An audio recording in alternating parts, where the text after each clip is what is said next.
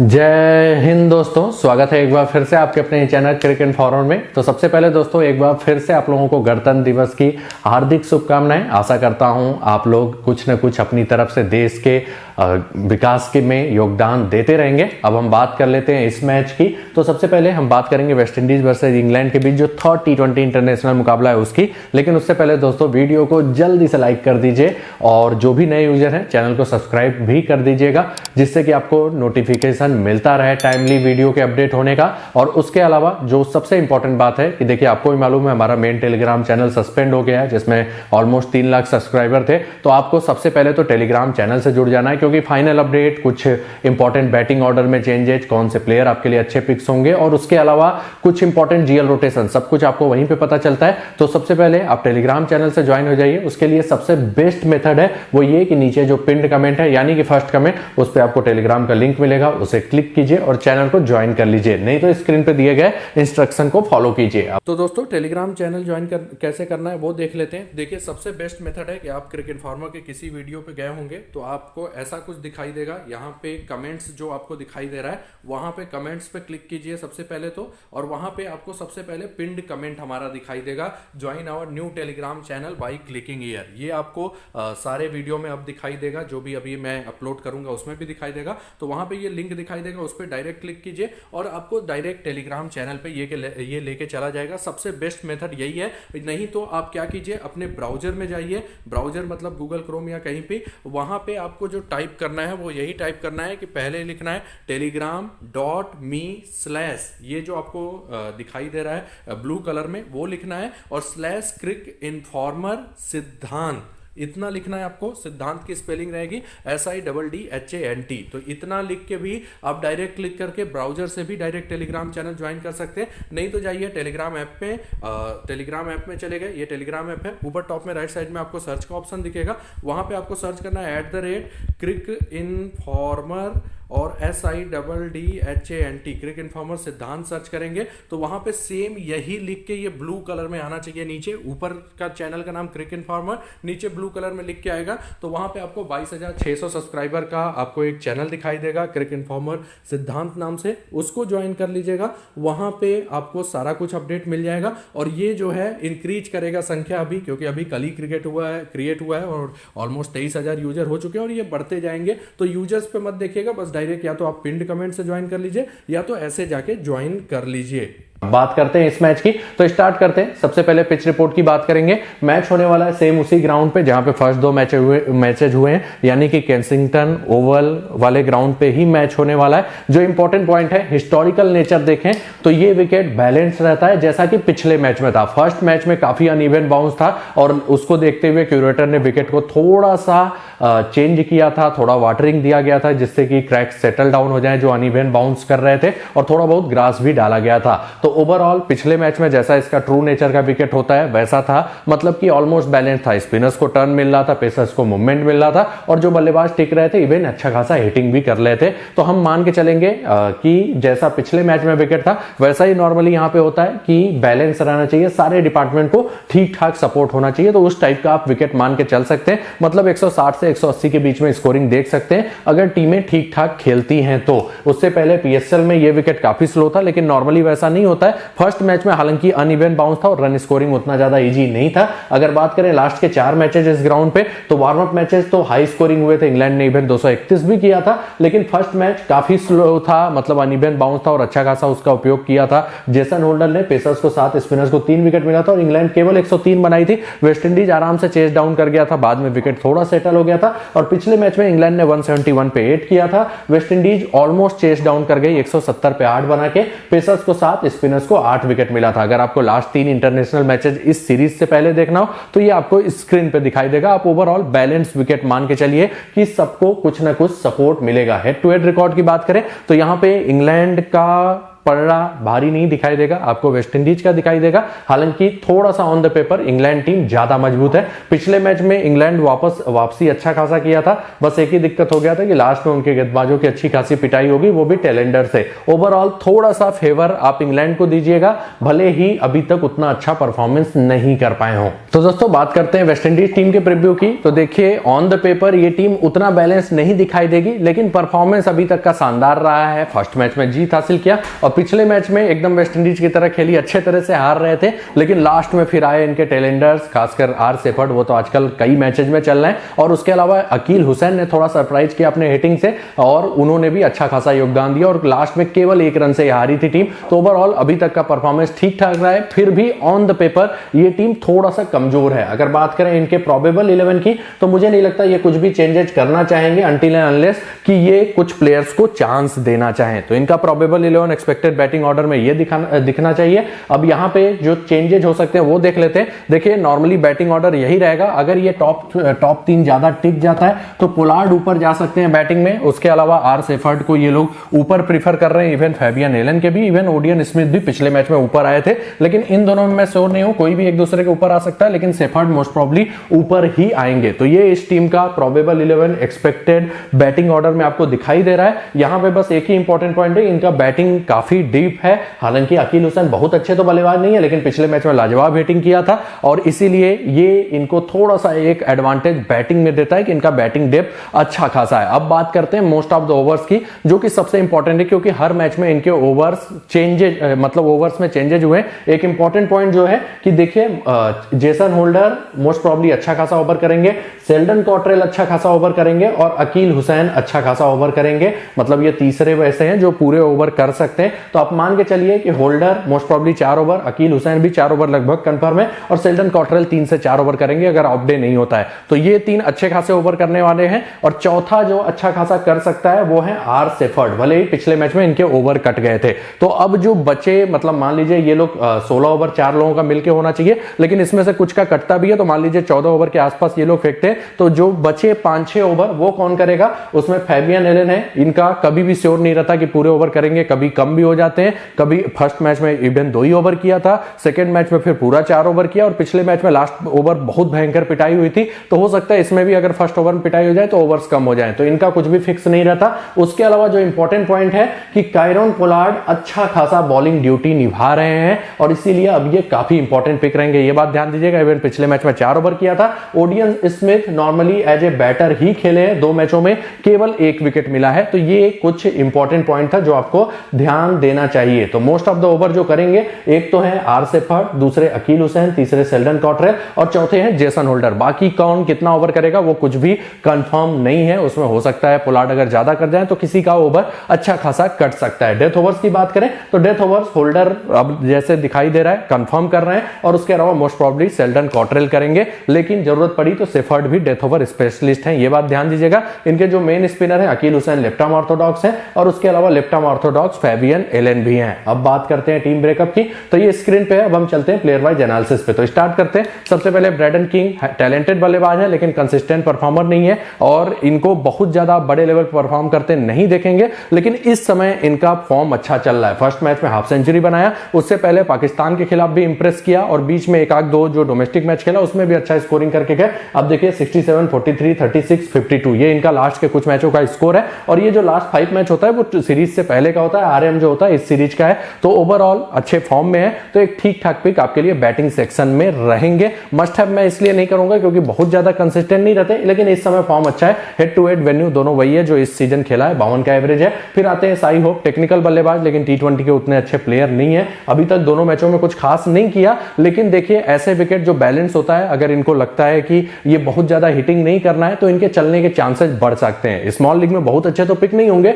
लेकिन जो रिस्क लेना चाहते हैं इस पर ट्राई कर सकते हैं, क्योंकि अगर ये अपने हिसाब से खेले, मतलब अटैकिंग ब्रांड ऑफ क्रिकेट के लिए नहीं जाने जाते, अगर आराम से एंकर करते हुए खेलना चाहें तो ये अच्छा खासा स्कोरिंग कर सकते हैं। तो जो रिस्क लेना चाहते हैं स्मॉल लीग में भी ट्राई कर सकते हैं, जीएल में जरूर ट्राई कर लीजिएगा, क्योंकि पिछले मैच में कीपिंग भी किया था, तो कीपिंग से भी बैकअप दे सकते हैं। लेकिन जरूरी नहीं है कि कीपिंग करें, लेकिन चांसेज हैं कि कीपिंग भी कर सकते हैं। तो ओवरऑल एक डिसेंट पिक आपके टीम में साई होप हो सकते हैं। उसका रीजन है कि विकेट बहुत ज्यादा बल्लेबाजों के अनुकूल नहीं है, तो यहां पे ये एंकर करते हुए अच्छा अच्छा खासा स्कोरिंग कर सकते हैं, क्योंकि जब ये नॉर्मल गेम खेलते हैं अपना तब स्कोरिंग करने के चांसेस रहते हैं। अगर बात करें हेड टू हेड वेन्यू की तो वो कुछ खास नहीं है, T20 इंटरनेशनल में भी रिकॉर्ड अच्छा नहीं है। उसके बाद आता है Nicholas Pooran, batting section sorry wicket keeping section में एकमात्र इंपैक्ट वाले बल्लेबाज और थोड़ा कंसिस्टेंट भी T20 में रहते हैं, प्लस कीपिंग करने के चांसेस रहेंगे, भले ही पिछले मैच में ना किया हो। ओवरऑल एक अच्छे पिक आपके टीम में रहेंगे। फर्स्ट मैच में 27 का स्कोर किया था, हेड टू हेड 24.4 का एवरेज है, वेन्यू पे 63 का इनका एवरेज है।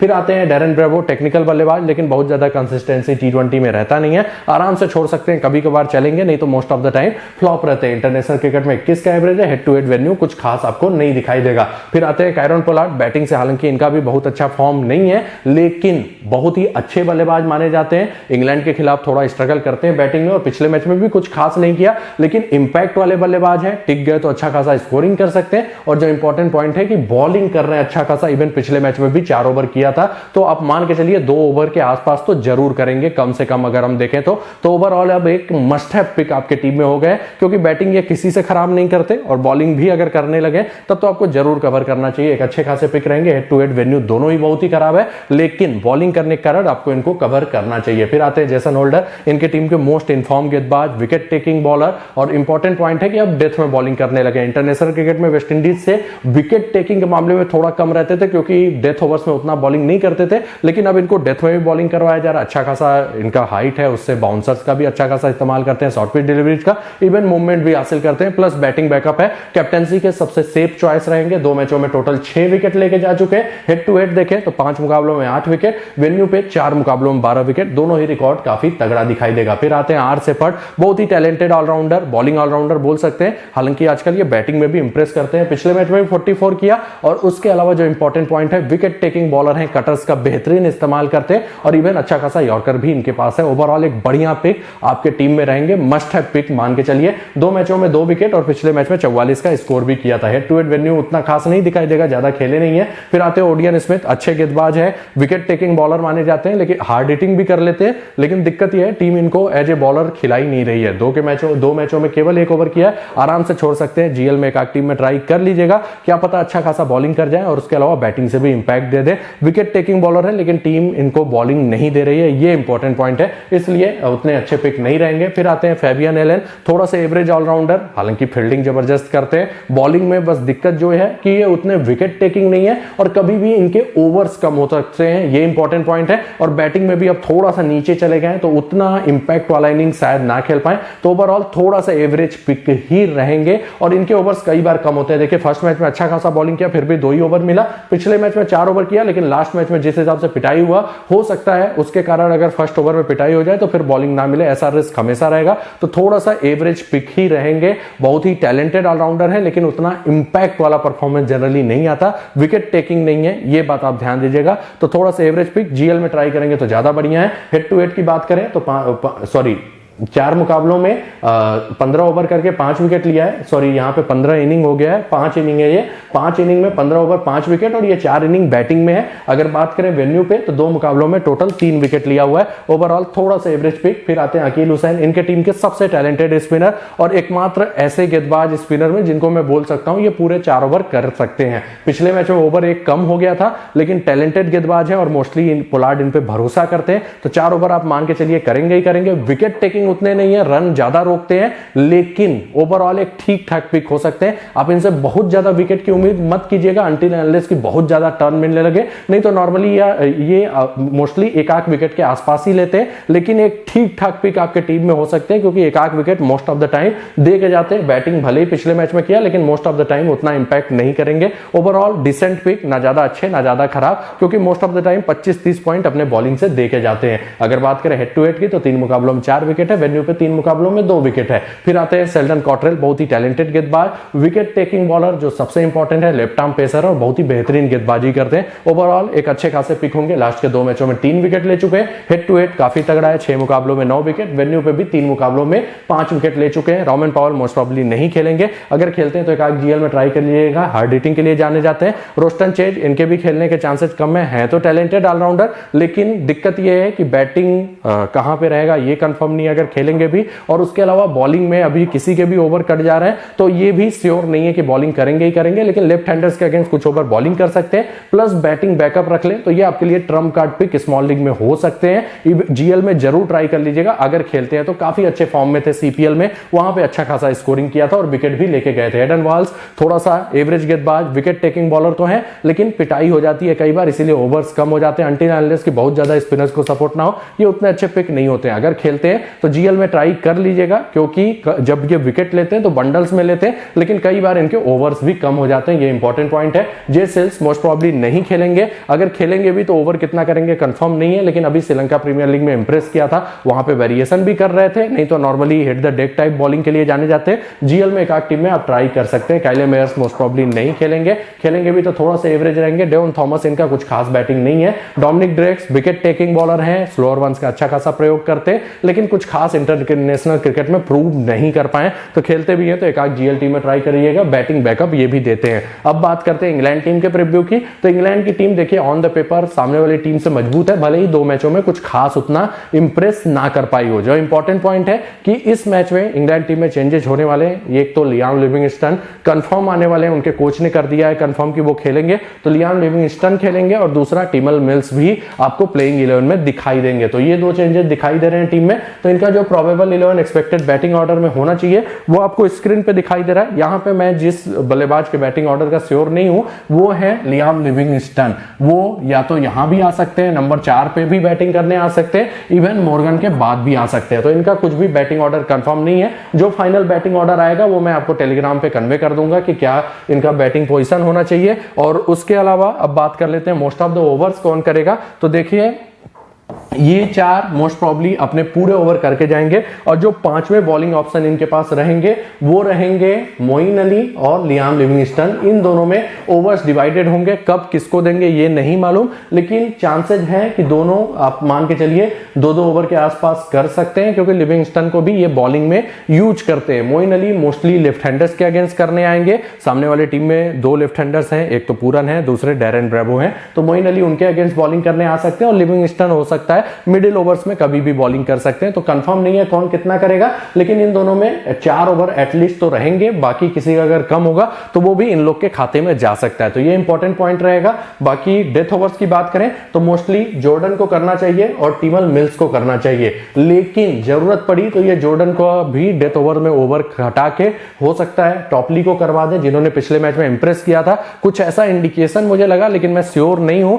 इनके कोच ने बोला हमें देखना होगा जॉर्डन, जो कि मतलब इनका रिकॉर्ड अभी मैं देख रहा था, इंग्लैंड टीम से लास्ट के 17 टी20 इंटरनेशनल मुकाबलों में इनको केवल 6 या 7 विकेट मिला है, और डेथ में जो बॉलिंग किया उसमें, और काफी पिटाई भी हुई है। तो इंग्लैंड टीम मैनेजमेंट कुछ ऐसा कर सकती है कि इनके जगह दूसरे बॉलर को डेथ में ट्राई कर ले, लेकिन फिलहाल के लिए हम मान के चलेंगे कि जॉर्डन के ज्यादा चांसेस है डेथ में बॉलिंग करने के। तो ये बात ध्यान दीजिएगा। अब बात करते हैं प्लेयर वाइज एनालिसिस की, जो कि सबसे इंपॉर्टेंट फैक्टर होने वाला है। तो सबसे पहले आते हैं जेसन रॉय, अटैकिंग बल्लेबाज, इंपैक्ट वाले बल्लेबाज, ओवरऑल एक अच्छे खासे पिक रहेंगे। पिछले मैच में 45 का स्कोर किया, वार्म मैच में सेंचुरी बनाया था, और हेड टू हेड वेन्यू उतना अच्छा नहीं दिखाई देगा, लेकिन बल्लेबाज शानदार हैं, आपको ट्राई करना चाहिए इनको। फिर आते हैं टी बेंटन, थोड़ा सा हिट और मिस टाइप वाले प्लेयर, और जनरली बैलेंस विकेट के उतने अच्छे प्लेयर नहीं रहते, थोड़ा मतलब ये चलते हैं तो इंपैक्ट वाला नॉक खेलते हैं, लेकिन बहुत भरोसेमंद अभी तक बड़े लेवल पे नहीं रहे, तो थोड़ा सा एवरेज पिक रहेंगे। जो लोग रिस्क लेना चाहते हैं ट्राई कर सकते हैं, लेकिन कंसिस्टेंसी इनका बड़े लेवल पे नहीं दिखाई दिया, ये बात ध्यान दीजिएगा।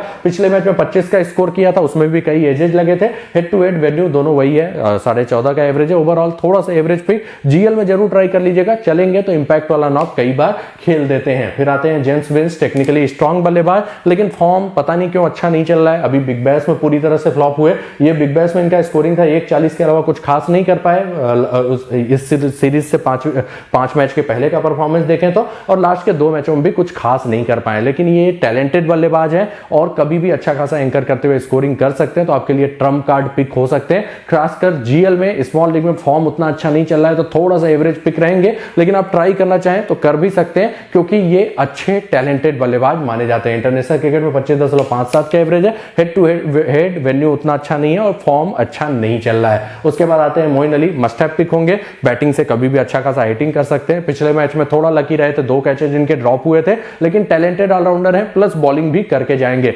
ओवरऑल एक ठीक ठाक कैप्टेंसी के ऑप्शन रहेंगे। बस कैप्टन बनाने में थोड़ा सा रिस्क ये रहेगा कि ओवर्स इनके कभी भी कंफर्म नहीं होते कितना करेंगे, लेकिन आप मान के चलिए 2 से 3 ओवर करना चाहिए। कैप्टनसी के एक सेफ चॉइस फिर भी आपके लिए रहेंगे। फर्स्ट मैच में कुछ खास नहीं किया, सेकंड मैच में 31 रन और 24 रनों पे 3 विकेट लेकर गए थे। हेड टू हेड देखें तो 4 मुकाबलों में 6 विकेट, 7 इनिंग में बैटिंग में 7 का एवरेज है, मतलब बाकी के 3 इनिंग में इनको बॉलिंग नहीं मिला है। वेन्यू पे 2 मुकाबलों में 3 विकेट है। फिर आते हैं लियाम लिविंगस्टन, अटैकिंग बल्लेबाज, इंपैक्ट वाले एक बल्लेबाज और मोस्ट ऑफ द टाइम ठीक ठाक टी20 में स्कोरिंग करते हैं। और इंपॉर्टेंट पॉइंट जो है कि हो सकता है 1-2 ओवर के आसपास, आप मान के चलिए 2 ओवर के आसपास ये बॉलिंग भी कर सकते हैं। तो ओवरऑल एक डिसेंट पिक आपके लिए रहेंगे। बस इनका बैटिंग ऑर्डर देख लीजिएगा, ज्यादा नीचे नहीं होगा तो आप छोड़ सकते हैं, नहीं तो अगर ऊपर होगा तो आपको जरूर ट्राई करना चाहिए। अच्छे इंपैक्ट वाले ऑलराउंडर हैं। अगर बात करें लास्ट 5 मैचेस के परफॉर्मेंस की तो थोड़ा सा फॉर्म उतना अच्छा नहीं रहा है, लेकिन अच्छे ऑलराउंडर हैं। अगर बात करें हेड टू हेड की तो एक मुकाबले एक इनिंग में 1 रन है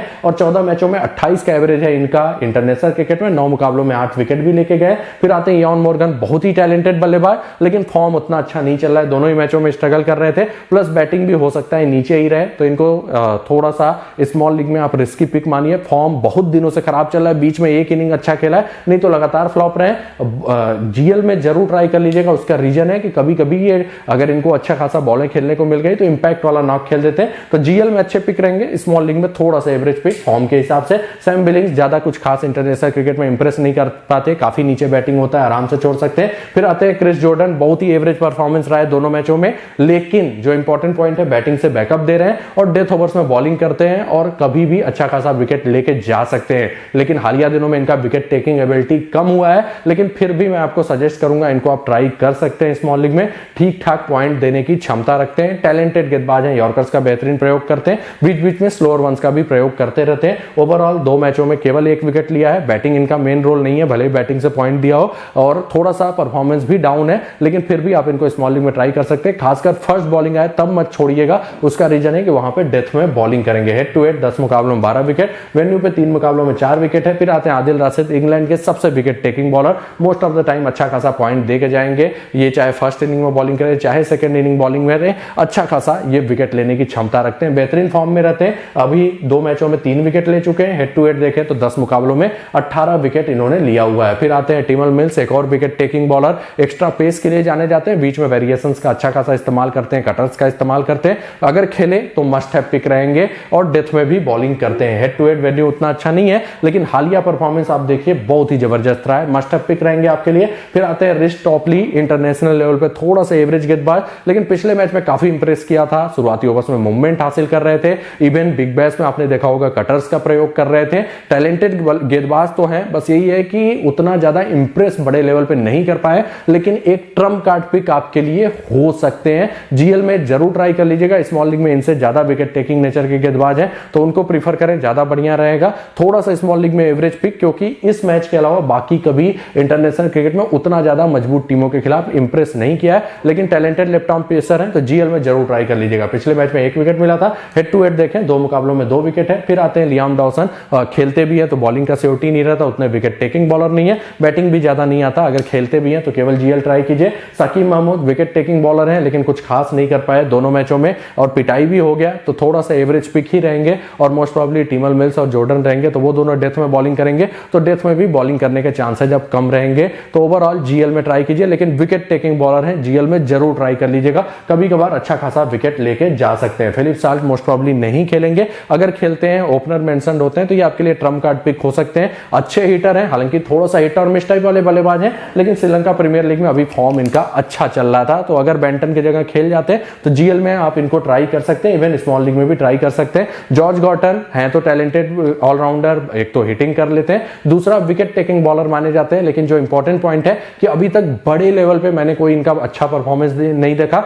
बड़े level in the sense T20 blast 100 में अच्छा खासा इंप्रेस किया, लेकिन जब जब ये खेले हैं आईपीएल बहुत ही एवरेज गेंदबाज दिखे हैं और इवन बिग बैश में भी कुछ खास नहीं कर पा रहे थे और मतलब बहुत ज्यादा एक्स्ट्रा पेस भी नहीं जनरेट कर रहे थे। कुछ खास अभी तक मैंने बड़े लेवल पे परफॉर्मेंस नहीं देखा। शॉर्ट पिच डिलीवरीज का जरूर अच्छा खासा प्रयोग कर रहे थे, तो थोड़ा सा एवरेज पिक ही होंगे। जीएल में एक आध टीम में ट्राई करना हो कर लीजिए। हैरी ब्रूक मोस्ट प्रॉब्ली नहीं खेलेंगे और फॉर्म भी अच्छा नहीं चल रहा है, अभी बिग बैश में बुरी तरह से फ्लॉप हुए। डी फाइने ये भी मोस्ट प्रॉब्ली नहीं खेलेंगे। तो दोस्तों ये था पूरा प्लेयर वाइज एनालिसिस, जिसके हिसाब से खुद की टीम बनाएंगे ज्यादा बढ़िया रहेगा। बस ये ध्यान दीजिएगा इंग्लैंड की टीम भले ही 2 मैचों में कुछ कुछ खास उतना नहीं कर पाए, लेकिन थोड़ा सा फेवरेट्स वही होंगे इस मैच में। इसके हिसाब से खुद की टीम बनाएंगे तो वो सबसे बढ़िया रहेगा। तो दोस्तों फैंटेसी टीम्स की बात कर लेते हैं। तो स्टार्ट करते हैं। विकेट कीपर में आपके लिए निकोलस पूरन सबसे बेस्ट ऑप्शन है। साई होप पिछले मैच में कीपिंग कर रहे थे, इसीलिए एक डिसेंट पिक हो जाते हैं। टेक्निकल बल्लेबाज हैं, कभी कभार एंकर करते हुए ठीक ठाक स्कोरिंग कर सकते हैं। तो ये आपके लिए इवेंट जो थोड़ा सा रिस्क लेना चाहे, trump card pick small league में हो सकते हैं। जीएल में जरूर एक आध टीम में ट्राई कर लीजिएगा।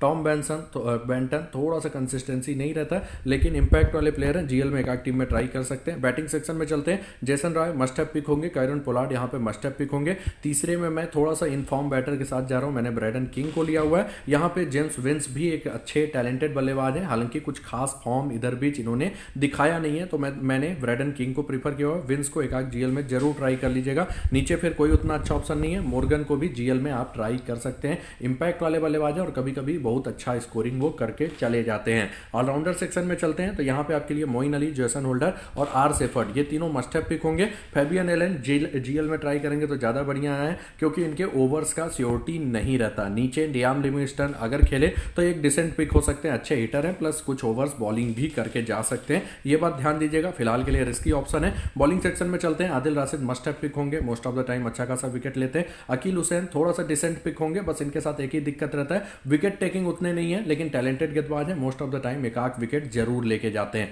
Seldon Cottrell wicket taking bowler हैं, तो इनको भी मैंने प्रीफर किया हुआ है, इवन डेथ में भी बॉलिंग कर सकते हैं। उसके बाद आते हैं क्रिस जॉर्डन, बहुत ही टैलेंटेड गेंदबाज है, भले ही थोड़ा उतना विकेट टेकिंग फॉर्म में ना हो, लेकिन डेथ में बॉलिंग करेंगे इंग्लैंड के लिए। और इवन जो इंपॉर्टेंट पॉइंट है कि बैटिंग बैकअप भी दे रहे हैं, तो इनको भी मैंने ट्राई किया हुआ है, ये मेरे ट्रम्प कार्ड पिक होने वाले हैं। नीचे चलेंगे, रिस टॉपली जीएल में ट्राई कर लीजिएगा। इंटरनेशनल क्रिकेट में पिछले मैच के अलावा बहुत अच्छा रिकॉर्ड नहीं है, तो थोड़ा सा एवरेज पिक होंगे, लेकिन जीएल में एक टीम में ट्राई कर सकते हैं। टिमल मिल्स अगर खेले तो must have pick, wicket taking bowler हैं। तो दोस्तों ये थी मेरी टीम जिसके साथ मैं जा रहा हूं, बाकी आप अपने हिसाब से चेंजेस कर सकते हैं। खासकर जैसे आप चाहें तो कॉटरेल की जगह अकील हुसैन को इस टीम में ले सकते हैं, और उसके अलावा बैटिंग में आप जेम्स विंस को प्रीफर कर सकते हैं। सीवीसी की बात करें तो मोइन अली और जेसन होल्डर, ये दोनों अच्छे सी और वीसी के ऑप्शन होंगे। इन दोनों के बीच रखेंगे तो ज्यादा बढ़िया रहेगा। मैंने होल्डर कैप्टन किया है, मोइन अली को वीसी किया है। उसका रीजन यही है कि मैं मोइन अली के ओवर्स का हमेशा श्योरिटी नहीं ले सकता, हो सकता है कभी 2 ही ओवर करे, तो इसीलिए मैं थोड़ा सा ऐसे गेंदबाज के साथ जा रहा हूं जो पूरा 4 ओवर करेगा।